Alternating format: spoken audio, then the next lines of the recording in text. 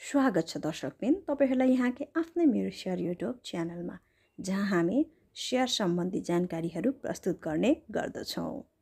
यसैगरी दर्शकबिन आज हामी यस भिडियो मार्फत ग्रीन लाइफ हाइड्रो पावरले अस्ति भर्खर जारी गरेको आईपीओ को बाँडफाँड कहिले हुन्छ भन्ने बारे स्पष्ट रूपमा जान्न गइरहेका छौं। आउनुस् जान यसको बारेमा।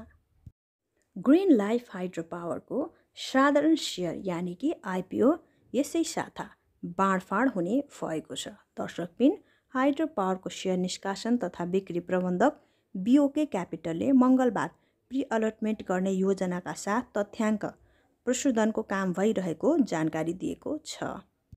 उच्च आवेदनका कारण आईपीओ को आवेदनको रुजु गर्ने काम धमाधम भइरहेको छ। मंगलबार प्री अलटमेन्ट भए हाइड्रो पावर को शेयर शुक्रबार भित्र बाँडफाँड हुनेछ। यसैगरी दर्शकबिन प्री अलटमेन्ट को 3 दिन भित्र आईपीओ बाँडफाँड गर्नुपर्ने व्यवस्था रहेको छ। नेपाल धितोपत्र बोर्डले शुक्रबारलाई आईपीओ डे बनाउने तयारीका साथ पछिल्लो समय प्राथमिक निष्कासन र बाँडफाँड शुक्रबारै बाटे गर्न थालेकाले पनि यस आईपीओ पनि शुक्रबार नै बाँडफाँड हुने आंकलन गर्न सकिन्छ।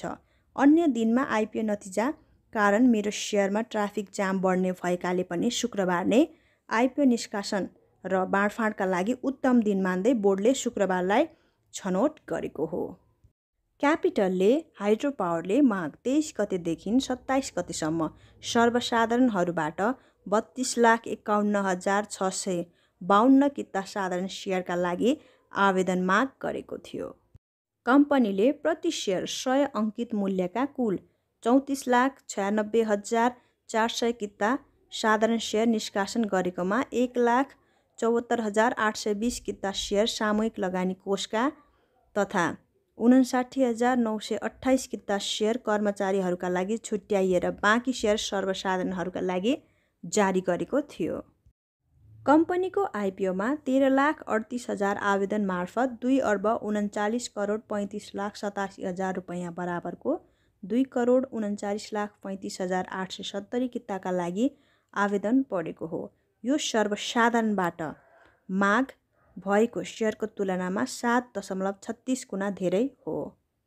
यसका साथै दर्शकबिन तपाईहरुलाई यस भिडियो राम्रो लागेमा लाइक, शेयर र सब्स्क्राइब गरी हाम्रो मनोबल पनि बढाइदिनु होला।